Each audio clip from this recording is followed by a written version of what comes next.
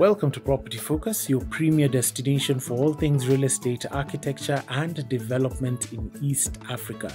Today we have a distinguished guest joining us, Wycliffe Waburiri, the esteemed president of the East Africa Institute of Architects, representing Kenya, Uganda, and Tanzania. With a wealth of experience in the architecture sector, Mr. Wycliffe is here to share insights into the current state of architecture in the region, the challenges we face, the bright future ahead. Let's dive in. Briefly introduce yourself. My name is Peter Waburiri, architect, the president of the East Africa Institute of Architects. Yes. And I come from Butere. Ah, wonderful. Good. President. But you have to prove it. Yeah, there's evidence. There's evidence. Yeah. No, let's see that. Well, I have yes. Yes. Yeah. So this means that you're an honorary member. I'm not an honorary member. You're the president of the East Africa Institute of Architects. It's the oldest institute or professional association of architects. Brilliant. 1913. How did you attain this? We'll just put this here. Yeah. Okay. I could put it on. Yeah. By all means. Thank you. Yes. The process is a lengthy one. Before you become president of the institute, you must be chairperson of the architectural association in your parent country, in this case Kenya. Okay. EAIA, Architectural Association of Kenya. That will earn you a ticket to become president. Okay. Yes. So now you've qualified, now you're the president. What's the vision and mission of this institute? Well, the vision is interesting. Maybe I should go back before I even get to the vision. The institute was formed in 1913. That's 122 years ago. And so the mission then was to advance education of architects. Remember, at that time there were very few architects in the region. So the vision then became promoting excellence in architectural training and practice. Now the mission became advancing architectural knowledge. Yeah. So the mission and the vision are pretty much to promote excellence in architectural training and practice, and the mission is to advance the same. Interesting. What are some of the biggest challenges you're facing as the president of the institute? There are quite a few. Tell me. Architecture naturally is a very involving profession. You train for close to 23 years, and then you become an entrepreneur, because the practice of architecture is apprenticeship first, and then you become a tradesperson. So that enterprise is difficult. If you've not had the entrepreneurial skills, it's very difficult. You have to win your client and you have to do the job. So that connection becomes a very involving exercise, sometimes very tedious. Apart from that, we have the regulations. Sometimes they're not in our favor. We have too much taxation. I know you know about the Finance Act. But besides that, we have a lot of double taxation. First as professionals, and in the materials that we use, equipment that we use. So that from the economical side, it becomes very expensive. Socially, it's very taxing. I would say an architect spends up to 23 hours just thinking a day. You may be seated this way and you're thinking about your next project. You may be thinking about your current project. Absolutely. Measuring 9 times and cutting once. Absolutely. Because you can't make a mistake with these projects. And you can see some of the mistakes that have happened recently. True. Quite a fortune. And also, just speaking on this, how does the Institute promote items such as sustainability? So the Institute is a federation. It's an umbrella that brings together associations of architects within the countries. In this regard, Kenya, Uganda, Tanzania, and Rwanda. So the Institute helps or promotes what these associations do. Now, for the case of Architectural Association of Kenya, they have a robust research and advocacy program. They have what we call the SGBI index. SGBI, Safari Green Building Index.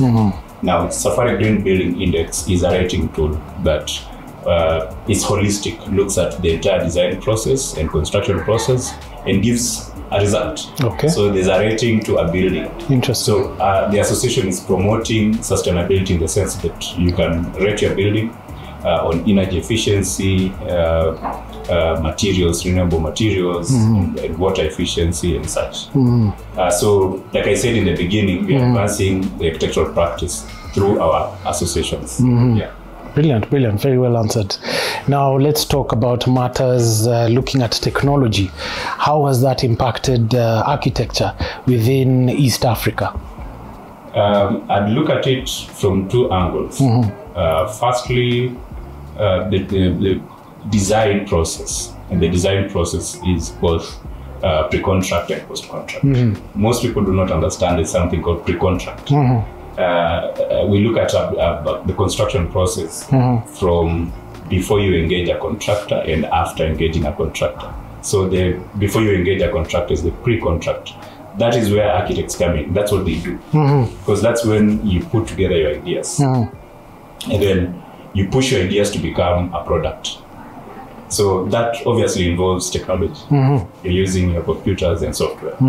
So there's a lot of technology involved around. There are so many softwares. I can't go into the softwares that we use. There are quite a number. Yes. That is technology. Yes. Obviously, today we are talking about AI. So there's technology and then there's artificial intelligence. Okay. A lot of we are sort of in a space where we are merging our software and intelligence. So it's a wide range of the things we do. Just a spanner in the works. With artificial intelligence, has this made your fees sort of reduce because the client sort of has access to some things? Tell me about that. Not quite. A client who doesn't know what AI is will not know how to use it. True. And AI will give you anything. So it depends with what you're feeding it. So I think professionals are better placed to know the input so that you can get the right output. Okay. So AI augments, doesn't create from scratch. If you have your AI, you have your gadget, it will not give you a result unless you prompt it. True. Yeah, and even before I forget the second part of construction, which is the post-contract. You see technology around everywhere. You have project management technology. Today we have a lot of drones that are being involved in management of projects. Yes. You also have other softwares that can make your work easier. So you're not concentrating on taking minutes because you now have a plugin that you can put in your software, meeting software that will take a minute. That pretty much just helps to make our work easier. Yeah. Okay, so it increases efficiency. Yeah. Okay, so I just learned that, let's say in Las Vegas, you can't have balconies on buildings because of the gambling addiction. How have cultural influences sort of impacted our vernacular architecture in these specific countries? Kenya, Rwanda, Tanzania? I think we have one of the richest cultures, and I would be very particular here. In Kenya, we have the Maasai, which sort of has become our culture, the Kenyan culture, especially if you are looking at it globally. We also have other cultures that are very subtle but very rich, that are evident in our everyday architecture. You talk about Swahili culture, and you talk about the tropical climate. The two are indivisible. You can't separate the two. If you think about why they do the masharubia, the vents, the ventilation that are put on their buildings, they're informed by two things, or many other things. Two. The tropical climate, so you need to ventilate your building. Yes. And the patterns are obtained from the culture, the Swahili culture. So you are solving an architectural problem using a rich culture. And so the patterns that they see every day get infused into the architecture. You look at buildings in town, Nairobi, especially the old buildings, and you see rich architectural motifs that have been obtained from our culture. You see the human face, Kasarani Stadium. I don't know if you know that. Those beautiful motifs, the human face. You look at our parliament. It has engravings of our culture. If you walk through the precincts of parliament, you find all these things lining up the corridors of the alleys. So, so it's very infused in our culture. The Tanzanian parliament was done by a Kenyan architect. Interesting. James Kimathi, and part of his conceptualization were the cultural artifacts from Tanzania. Yeah, Rwanda, Mahoro Stadium is their biggest footballing, or let me say sporting arena. If you look at, they did a revamp the other day. If you look at the enclosure, it borrows heavily from artifacts from Rwanda. So architects, in fact, borrow heavily from nature and from culture. There's this architect, a great American architect, the late Frank Lloyd Wright, who said, "Stay true to nature, stay close to nature, and it will never leave you. It will never disappoint you." So there's a lot of these things that we pick from our culture and from nature that help us to conceptualize. Very good. I like it. Stay true to nature and it will never disappoint you. Stay close. Stay close to nature and it will never disappoint you. Interesting, interesting. We're going to take a short commercial break. So also you stay close to Property Focus. We won't disappoint you. Keep it locked. Stay tuned. And welcome back to Property Focus. Joined with us, we have the president of the East Africa Institute of Architects. Welcome, President Wycliffe. Thank you. Good. Welcome back to the show. Thank you for having me. Now, how does the association foster collaboration within the East Africa space? The Institute has quite a few areas of collaboration we delve in, or we engaged in. We have what we call the Mutual Recognition Agreement, MRA. It's been signed by 4 countries. Yes. Kenya, Uganda, Burundi, Rwanda. Okay. And the idea here is to foster cross-border practice. You can train in Kenya and your certificates are recognized in Uganda, vice versa. Okay. And so the idea here is to leverage on the the very unique strengths of individual countries. Rwanda up to 2000 wasn't quite stable. I think you know the story of the genocide. Yes. And so what they did, they came to Kenya and they got quite a number of architects and they went to practice in Rwanda, and they helped to stabilize the industry.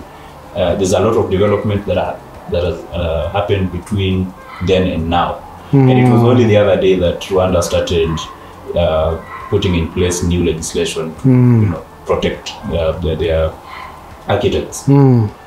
Equally, we have Kenyans who have trained here and have gone to practice in Uganda very successfully. In fact, the former Secretary General of USA is Uganda Society of Architects, was trained in Kenya. Interesting.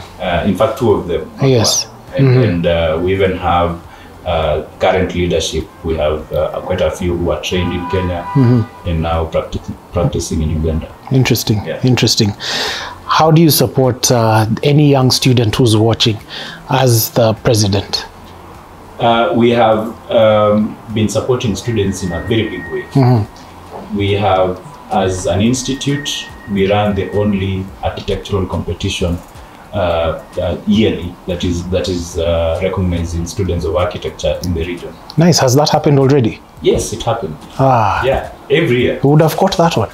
But there's another one coming up. We look forward to that. We are just launching next week, possibly around 17th. We could be launching the President's Award, and of course it recognizes students, both ongoing or continuing students, and final year students. We've been recognizing final year projects. Very nice. We're introducing a new section where even the students who are still in session, you could submit your work and stand to win. We also run a students' caravan. It happens quite often. I can say every year, but of course it happens when resources allow. Last year we had an East African caravan that started in Zanzibar, In fact, Dar es Salaam, not Zanzibar. Dar es Salaam, and students went to Zanzibar, they went to Mombasa, they came to Nairobi, proceeded to Kampala, and concluded in Kigali, Rwanda. And of course, that gives students an opportunity to experience different environments, to also experience different cultures and architecture. I'm sure you were surprised. There was some cultural shock when you saw some of the development in Nairobi the first time you came. Yes, I was. Yeah. When you grew, of course, if you grew up in Kampala, for example, right, you come to Nairobi, there's a whole new culture you encounter. Absolutely. You go to Mombasa, if you're not used to high temperatures, yes, of course you'll have to adjust. Yes. And so that exposes them to design thinking and also understanding how these things work. Right. Yeah.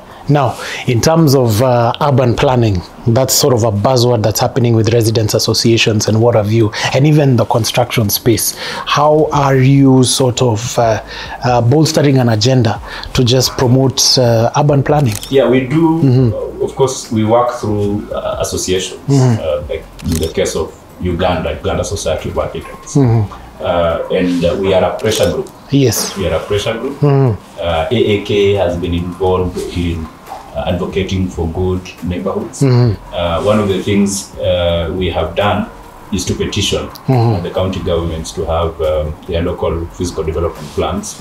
And obviously, the tragedy here is that development, we always play catch up with planning. Development is always ahead of planning. Yes. In Kenya. And so the tragedy is these people who approve the proposals we come up with, what are they using to approve? The expectation is that the plan should be there. Absolutely. So when you make your proposal, you just cross-check that you are complying with the requirements. True. There's a plan. Obviously, again, county governments are autonomous, semi-autonomous, and so we become a pressure group. So the institute lobbies to ensure that the physical or urban planning processes are followed to the letter. And in the situation like in Nairobi, a case where there's no physical plan, the county government looks into that. We were heavily involved in pushing for the changes that were being proposed in the Nairobi County fiscal planning policy. We were heavily involved as AAK. When the public participation came, we shared our views. I may not entirely speak for Tanzania or Rwanda because I haven't been to their, to their urban areas in that form of agitation. Yes. But of course, the feedback we get as an institute. Rwanda is quite good. Rwanda is good. The roads are very good. And that Rwanda just took our blueprint. Yes. Yeah. So where's that problem? I mean, we need to do a bit of benchmarking. I invite you to come to Rwanda. Absolutely. So give it 5 or 10 years. What's your vision? Where do you see the institute? What do you see them doing? What do you see them continuing to do? What's 5-10 year plan? Yeah, the institute has a strategic plan. We are in our second year of our strategic plan, and it's ambitious. The expectations here are very lofty. It's a 5-point agenda. I will just mention a few. Please do. Yeah.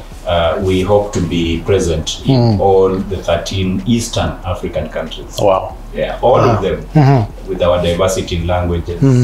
In our diversity in culture, we hope to be in all the 13 countries.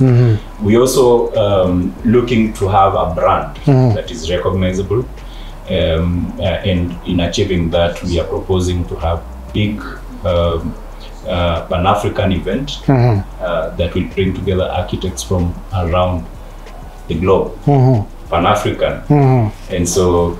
Of course, that will also boost our image and ensure that we remain relevant. 112 years of existence. Wow. No benefit. Yeah. We are looking to be sustainable. We haven't had a big bank account that we are looking to engage partners in robust activities that will give us some good revenue so that we can do all our activities. Okay. And of course, our core mandate, which is promoting excellence in the training of architects. So we're looking to harmonize our educational programs in the universities that teach architecture, and equally to harmonize our practice. The law that regulates architecture in Uganda may be very different from Tanzania, and so we are looking to have some form of harmony. So that's our bigger 5-point strategic agenda. And in the next 5 years, of course, we are taking notes. There are shortfalls, looking to improve. We are making recommendations. In 10 years, the institute will be the biggest institute of architects in the region. Some of the initiatives we put in place, we are making the President's Award global. Of course, you know, the biggest architectural award in the world is the Pritzker Award. We are looking to rival it. Amazing. Amazing. Right here from East Africa. East Africa. And there's something I forgot to mention. Tell us. Kenya is the cradle land of mankind. And why not just have a museum of all these things architectural that is at home? True. Why go to MoMA in the US, New York? Could have a MoMA right here at home. Absolutely. Thank you. Asante sana for coming onto the show. Welcome, and thank you for having me. Much appreciated. Asante. Super. As we close today's episode, let's celebrate the inspiring journey of President Wycliffe, a visionary at the East Africa Institute of Architects and the driving force behind Cubes and Beyond Limited. His work not only builds structures but also shapes brighter, more sustainable communities, a testament to what's possible when creativity meets purpose. Thank you for joining us on Property Focus. Stay inspired. Till next time. Goodbye.